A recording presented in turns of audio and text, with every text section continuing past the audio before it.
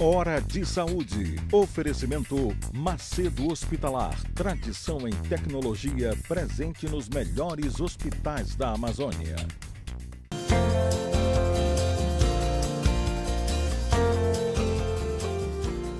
Caros amigos, mais uma vez no nosso programa Hora de Saúde, o programa de saúde dominical, transmitido para todo o estado do Pará pela TV RBA, canal 13 aqui em Belém, e para o mundo inteiro pela internet.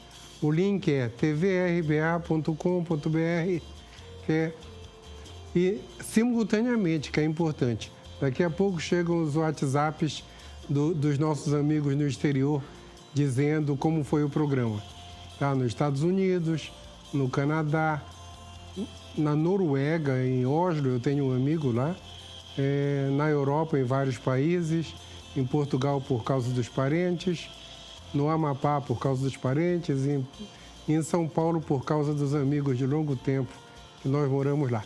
Então, Hora de Saúde, o programa que trata de saúde, o que se faz de melhor no Pará, no Brasil, especificamente aqui em Belém.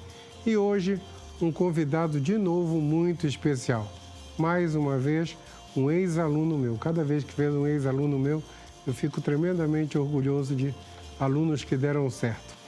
Sérgio Brito Filho. Primeiro, muito obrigado por ter vindo, Sérgio. Sérgio formou em 2004, fez cardiologia na Escola Paulista de Medicina, fez ecocardiografia na Escola Paulista de Medicina, fez mais um plus em Ribeirão Preto. O Sérgio trabalha aqui no Hospital da Criança, de Câncer da Criança, ali ligado ao Filoiola, Hospital Arnaldo Lobo, e tem consultório, trabalha com uma série de hospitais. Qual é o outro hospital que tu trabalha, Sérgio? Hospital Amazônia no também. No Hospital Amazônia, fazendo ecocardiograma. Ecocardiograma é um exame hoje crucial na área de cardiologia, tá? E, Sérgio, primeiro, muito obrigado por ter vindo. Obrigado mesmo. Esse convite já é de um bem tempo. antigo. Verdade. Eu que agradeço, doutor. Prazer imenso estar aqui. E, Sérgio, aquela pergunta leiga, mas é do meu paciente da semana passada. Ele falou assim: doutor Eduardo, eu preciso fazer eletro? Eu já fiz um ecocardiograma. O ecocardiograma, hoje, antes de tu me falar, tu fizeste um comentário muito bonito sobre o histórico, mas o ecocardiograma substitui o eletrocardiograma? Na verdade, não, né? São exames distintos que, porém, se completam. Né? Certo. O eletro, a gente chama, simplificando como ECG, e o eco de eco, né? Às vezes até confunde as siglas, mas o eletro vai analisar, em poucas palavras, a parte elétrica, digamos assim, do coração, que vai gerar ali a questão da contração cardíaca, né? Certo. O eco não. O eco já é um exame baseado em uma imagem a partir dos fundamentos do ultrassom, na análise da dinâmica cardíaca, e vai trazer uma imagem em tempo real do movimento cardíaco de maneira geral. O eletro não. O eletro vai fazer um tracejado ali, onde a partir daqui de tracejado a gente faz conclusões, né? Mas o eco não. O eco seria uma imagem propriamente dita do coração. A imagem hoje praticamente é anatomia, né? Anatomia, isso é anatomia do coração. E, Sérgio, tu fizeste um comentário comigo, a caminho do estúdio, a respeito do histórico. Certo. Eu não sabia que tinha tanto tempo assim. É dos anos 50? Os relatos assim na história escrita mesmo, até publicado nos grandes congressos na época, data da década de 50. Né? É muito antigo. Começou com 2 suíços. Claro que o ultrassom é uma propriedade física que já não é dessa época, mas utilizar isso na avaliação cardíaca, sim, a partir da década de 50. E a partir daí, começou com esses 2 suíços, mas depois vieram os japoneses, os alemães, e até os americanos, e foram expandindo os conceitos, as teorias, até como está hoje. Em que ano chegou o eco mesmo? Eu fiz na Escola Paulista... No Brasil? Sim, no Brasil. Na Escola Paulista, nos meus primeiros anos de pós-graduação, eu cheguei a ser o responsável pelo serviço de ecocardiografia. Não era o eco bidimensional, essa maravilha que é hoje. era o Eco Modo M. Uhum. Tá? Eu fui o responsável por isso há algum tempo na Escola Paulista, acho que em 81, 82. Por incrível que pareça, na Escola Paulista não tinha o eco bidimensional em 82. Ah. Não tinha. Tá? Quando chegou, já foi, eu acho que 83, 84. Aí nessa época eu já fazia hemodinâmica. Certo. Eu acho que foi até o Orlando que tomou conta, o professor Orlando. Mas me fala uma coisa. No dia a dia, o eco chegou quando? No Brasil, foi trazido o primeiro aparelho em 1973. Foi 10 anos antes do que você mencionou há pouco. Pois é, 10 anos antes. Isso foi em São Paulo, na Beneficente Portuguesa de lá. Uhum. Ali foi o começo, mas em pouco tempo o método foi se desenvolvendo, se expandindo e em poucos meses já tinha as aulas, os médicos até então foram aprendendo. Mas foi nessa época mesmo. Foram 20 anos depois do início mundial, digamos assim, que é na década de 50. E o eco bidimensional chegou quando? Foi nessa da imagem. Quando chegou no Brasil já veio um pouco mais evoluído do que da década de 50. Certo. Né? Mas foi nessa década também.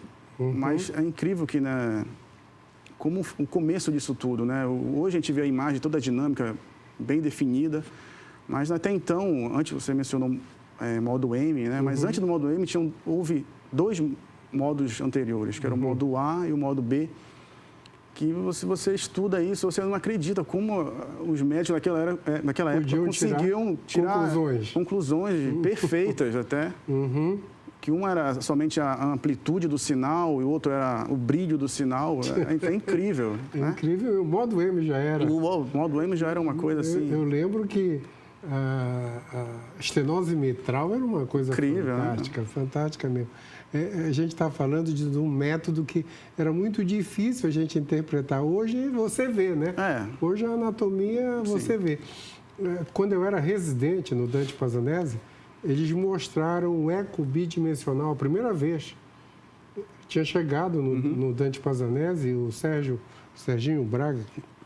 Serginho, não é Braga.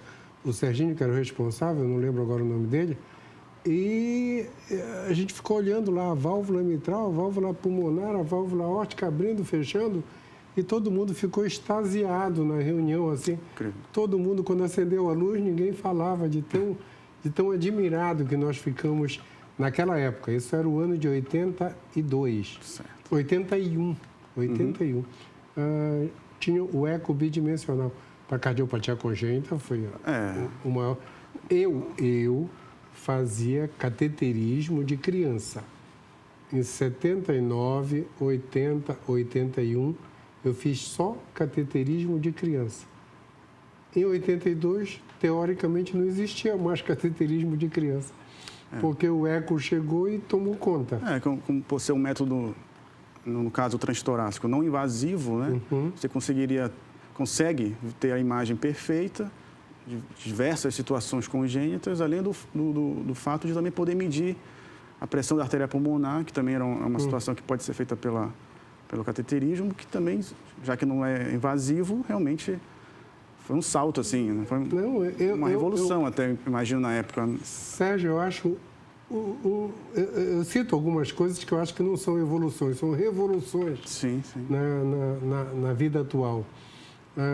Eu cansei não.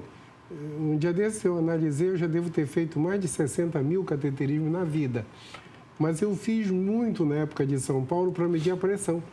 Só para medir a pressão. Só dissecava, colocava o cateter lá na artéria pulmonar para medir as pressões todas. Né? A turma que aprende cateterismo hoje nem faz mais isso. Exatamente. Não tem nem manuseia mais isso, né? Os catéteres de medir pressão.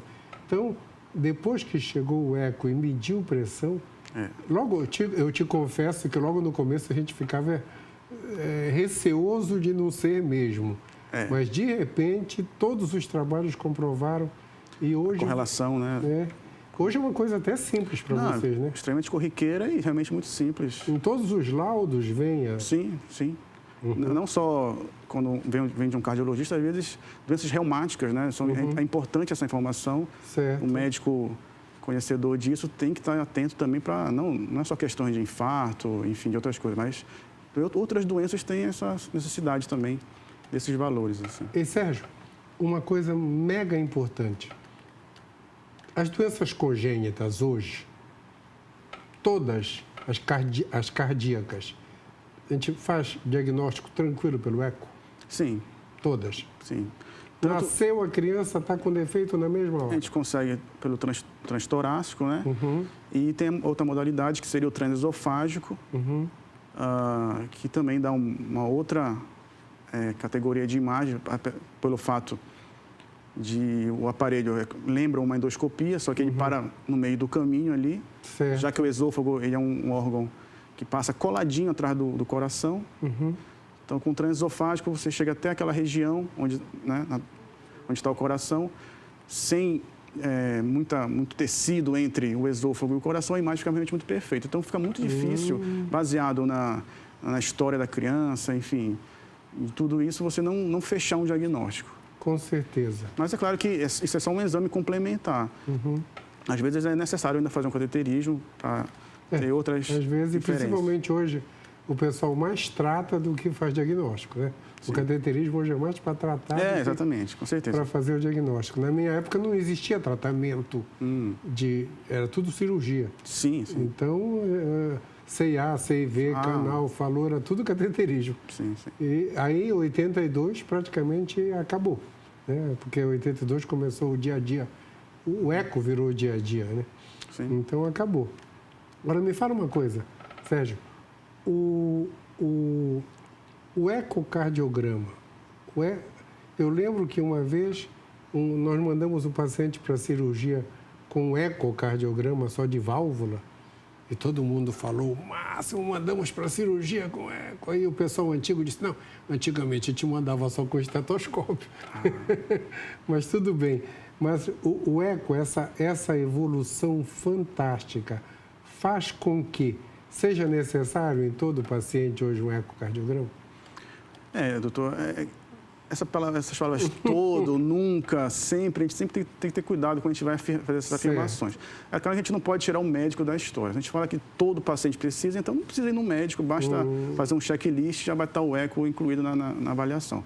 É claro que, primeiramente, tem que fazer uma anamnese, conversar bem com o paciente. Às vezes o paciente não precisa de um eco, precisa de um eletro, na verdade. Né? No caso de infarto, você não precisa de um eco imediatamente, você precisa de um eletro, que lá você vai ter um diagnóstico mais direcionado para esse caso. Então, tem que entender o que o paciente tem para poder indicar realmente se precisa ou não de um eco. Todo paciente não, mas todo bem indicado precisa. Tá bom, Sérgio.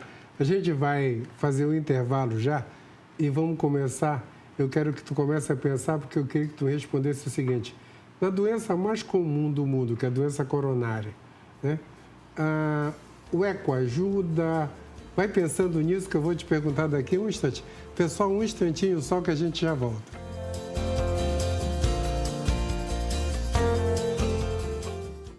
Hora de Saúde. Oferecimento Macedo Hospitalar. Tradição em tecnologia presente nos melhores hospitais da Amazônia.